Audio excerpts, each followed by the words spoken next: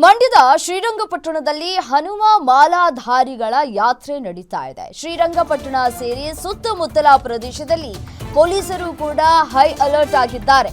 ಅದರಲ್ಲೂ ಸೂಕ್ಷ್ಮ ಪ್ರದೇಶದಲ್ಲಿ ಹೆಚ್ಚಿನ ಪೊಲೀಸರ ನಿಯೋಜನೆಯನ್ನ ಕೂಡ ಮಾಡಿಕೊಳ್ಳಲಾಗಿದೆ. ಎಲ್ಲೆಡೆ ಕಟ್ಟೆಚ್ಚರವನ್ನ ಕೂಡ ವಹಿಸಲಾಗಿದೆ.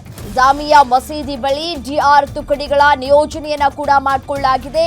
ಕಳೆದ ಬಾರಿ ಆದಂತಹ ಸನ್ನಿವೇಶಗಳು ಆದಂತಹ ಸಮಸ್ಯೆಗಳು ಈ ಬಾರಿ ಆಗಬಾರದು, ಕಳೆದ ಬಾರಿ ಆದಂತಹ ಗಲಾಟೆ ಮರುಕಳಿಸಬಾರದು ಅನ್ನುವಂತಹ ನಿಟ್ಟಿನಲ್ಲಿ ಅಲ್ಲಲ್ಲಿ ಸಿಸಿಟಿವಿಗಳನ್ನ ಕೂಡ ಅಳವಡಿಕೆ ಮಾಡಿಕೊಳ್ಳಲಾಗಿದೆ. ಇದರ ಜೊತೆಗೆ ಜಾಮಿಯಾ ಮಸೀದಿ ಬಳಿ ಡಿಆರ್ ತುಕಡಿಗಳ ನಿಯೋಜನೆ ಆಗಿದೆ. ಮೈಸೂರು ಟು ಬೆಂಗಳೂರು ಹೆದ್ದಾರಿಯಲ್ಲಿ ಚೆಕ್ ಪೋಸ್ಟ್ ಮೂಲಕ ವಾಹನಗಳನ್ನ ತಪಾಸಣೆ ಮಾಡುವಂತಹ ಕೆಲಸಗಳು ಕೂಡ ಆಗ್ತಾ ಇದೆ. ಹೊರಗಿನಿಂದ ಬರುವವರ ಮೇಲೆ ನಿಗಾ ವಹಿಸ್ತಾ ಇದ್ದಾರೆ ಪೊಲೀಸ್ನವರು. ಪಟ್ಟಣ ಪೂರ್ತಿ ಕೇಸರಿಮಯ ಆಗಿದೆ. ರಾರಾಜಿಸ್ತಾ ಇದ್ದಾವೆ ಬಂಟಿಂಗ್ಸ್ ಮತ್ತೆ ಬಾವುಟಗಳು. 12 ಗಂಟೆಗೆ ಆರಂಭ ಆಗ್ಲಿಕ್ಕಿದೆ ಸಂಕೀರ್ತನ ಯಾತ್ರೆಯ ಮೆರವಣಿಗೆ. ಯಾತ್ರೆಯಲ್ಲಿ 5,000ಕ್ಕೂ ಹೆಚ್ಚು ಹನುಮ ಮಾಲಾಧಾರಿಗಳು ಭಾಗಿಯಾಗುವಂತಹ ಸಾಧ್ಯತೆಗಳು ಕೂಡ ಇದೆ. ಈ ಸಂದರ್ಭದಲ್ಲಿ ಪುಟ್ಟ ಬಾಲಕ ಕೂಡ ದೃಶ್ಯಾವಳಿಗಳಲ್ಲಿ ಗಮನಿಸ್ತಾ ಇದ್ದೀರಿ.